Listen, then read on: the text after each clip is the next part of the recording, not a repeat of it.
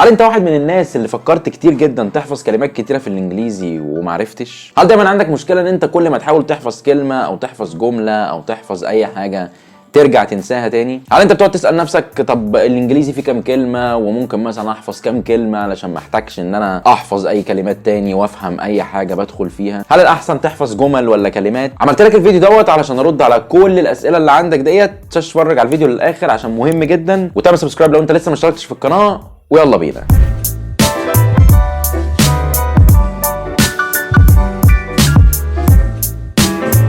المشاكل اللي بتواجه ناس كتير جدا لما تيجي تتعلم انجليزي او اي لغه تانية هو موضوع الكلمات. يقعد يقول لك مثلا اجيب كلمات منين؟ خدت مثلا كورسات مثلا يقعدوا يدونا مثلا كلمات كتير نحفظها وانا بنساها وما بعرفش استخدمها، او يقول لك مثلا ما بعرفش اتكلم في مواضيع معقده عشان ما عنديش الكلمات الكفايه اللي انا اقدر استخدمها في المواضيع دي. انت يا معلم عندك المشكله دي عشان انت طول عمرك بتحفظ كلمات ومش بتعمل الصح. هديك مثال صغير. انت عمرك تفتكر ان انت كنت بتذاكر مثلا ماده وبتحفظها مثلا علشان تروح تمتحن فيها، وبعد الامتحان مثلا او بعدها بفتره او بشهر فضلت فاكر الحاجات اللي انت كنت حافظها للامتحان؟ مستحيل. ده بالظبط اللي بيحصل معاك لما تيجي تحفظ كلمات. انت لما تيجي تحفظ كلمات بتجيب مثلا كده 50 60 كلمه ولا حاجه، وتبدا ان انت تقعد تحفظهم وتعيد وتزيد فيهم وتحفظهم وتعيد وتزيد، يوم والتاني والتالت تبدا تنساهم واكنك ما حفظتهمش. وده طبعا عشان الحفظ بيديك ذاكره مؤقته للحاجات اللي انت بتحفظها، وبعد شويه لو انت ما رجعتش عليها تاني او ما استخدمتهاش تاني او ما اتكلمتش تاني فيها بتبدا تنساها تماما. عشان كده بقى يا معلم احنا هنبعد عن الحفظ خالص، وهنبدا بقى نستخدم طرق تاني فعاله اكتر تخلي الكلمات دي دايما انت عارفها وحافظها ودايما قدامك.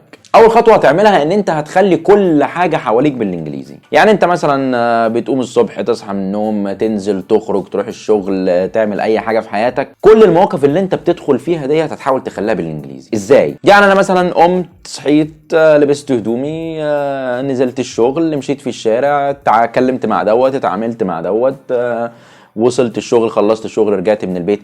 كل مرحله انت مريت بيها في اليوم لازم تحولها للانجليزي.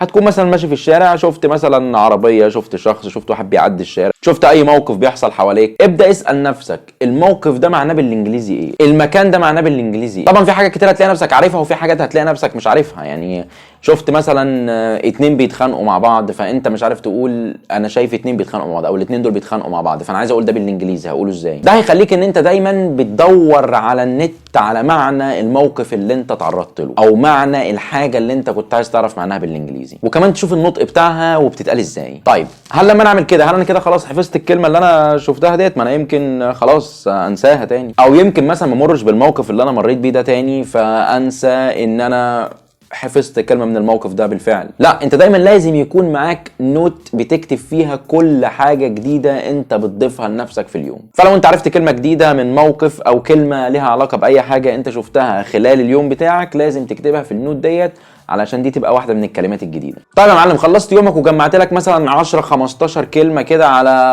20 جمله وكتبتهم عندك في النوت، تقدر بقى ان انت بقى تبراكتس عليهم ازاي او تتمرن عليهم ازاي بحيث ما تنساهمش من غير ما تحفظ. بعد ما تخلص يومك تماما هتبدا بقى تكتب كده عندك في ورقه انت النهارده عملت ايه من اول اليوم لحد اخره، وتبدا تاخد من الكلمات اللي انت دورت عليها وجبتها. طبعا الارتكل اللي انت هتكتبه عن يومك دوت مش هياخد منك كتير، يعني ده هم 5 دقايق بس. هتكتب كام موقف كده مثلا تكتبهم كلهم بالانجليزي وهتقول مثلا وانا ماشي مثلا قابلت كذا شفت كذا اتفرجت على كذا. كل دي كلمات انت اصلا حاططها عندك في النوت وبتستعين بيها علشان تكتب او تحكي عن يومك عامه في الارتكل اللي انت هتكتبه ده. فانت كاتب مريت على الكلمه مرتين، مريت على الكلمه ان انت اولا تعرضت للموقف فانت ما عرفتش معنى الكلمه فخدت حته ان انا لازم اروح ادور على الكلمه عشان اعرف معناها، كده الكلمه ثبتت بنسبه 25%. بعد كده لما انت دورت عليها وعرفتها وعرفت النطق بتاعها وكتبتها عندك في النوت كده الكلمه ثبتت بنسبه 70% على الاقل.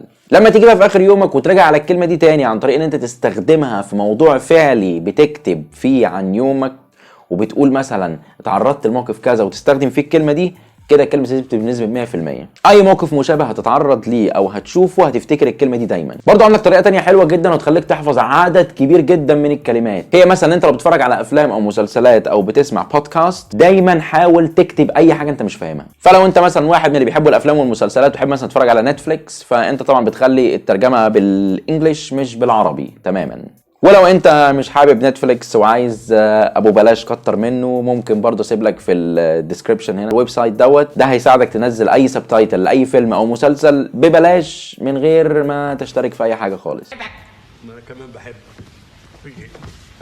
كل ما عليك يا معلم انت تجيب مثلا الفيلم وعليه ترجمه عربي من اي موقع من على النت عادي، وبعد كده تنزل الترجمه بتاعته بالانجليزي وتحطهم الاتنين مع بعض. في برامج كتير هتلاقيها موجوده بتعمل لك الموضوع ده. قدرت توصل للمرحله ان انت عندك الترجمه بالعربي والانجليزي مع بعض، هتبدا تشوف كل حاجه انت مش فاهمها معناها ايه بالعربي ومعناها ايه بالانجليزي. يعني مثلا في جمله انت مش فاهم معناها، بدل ما تروح تدور على النت، لا ما هي الترجمه كده كده عندك موجوده فوقها بالعربي، فيعني انت ممكن تكسل تروح تدور، اعتقد لما تبقى قدامك مش هتكسل يعني. طيب هتبدا برضو تاخد مجموعه الكلمات والجمل اللي انت بتطلعهم من الافلام والمسلسلات اللي انت بتتفرج عليها بالترجمتين، وتكتبها عندك في نفس النوت اللي كانت عندك على الموبايل اللي انت بتكتب فيها يومك كل يوم. تبدا بقى يا معلم تتكلم مع ناس، وكنت قلت لك في الفيديوهات اللي فاتت عن الابلكيشنز اللي تساعدك تتكلم مع ناس، تبدا بقى تستخدمها. وانت بقى يا معلم بتتكلم مع ناس، تحاول تخلي الكونفرزيشن او المحادثه اللي انت بتعملها فيها حاجه من الكلمات اللي انت كاتبها دي. يعني انت حاول تركب الكلمات او الجمل دي في اي مكان او في اي موقف يقابلك وانت بتتكلم او بتعمل كونفرزيشن مع الشخص اللي انت بتكلمه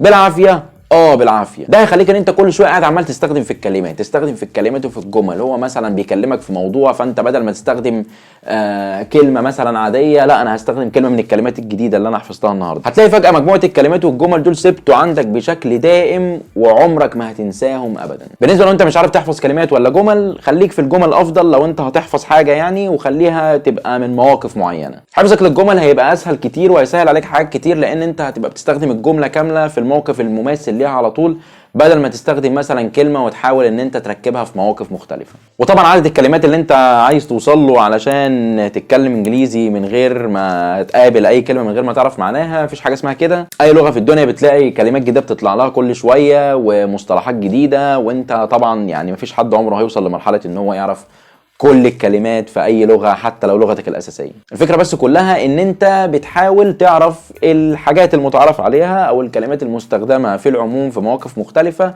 ومره على مره بتبدا تاخد على اي حاجه. بتوصل طبعا للمرحله في الاخر حتى لو انت بتتكلم مع واحد وبيستخدم معاك كلمات جديده انت اول مره تشوفها، برضه بتبقى فاهمه، لان انت بتبقى خدت احساس خلاص اللغه، ان انا بقول لك اي حاجه فهو انت فاهم اللي انا بقوله حتى انا بستخدم كلمات جديده. بس كده يا معلم، استناك بقى تسيب لي في الكومنت تقول لي انت ايه المواقف اللي انت بتحاول تتكلم فيها بالانجليزي وبتلاقيها صعبه عليك، او مثلا انت بتحفظ كلمات ولا لا. وطبعا ما تنساش تسيب لي مستواك ايه في الكومنت علشان اقول لك تعمل ايه عشان تطور من نفسك. لو كملت الفيديو ده للاخر ما تنساش تعمل لايك وشير وسبسكرايب، وتستنى الفيديو الجاي عشان مهم جدا، واشوفكم في فيديو جديد.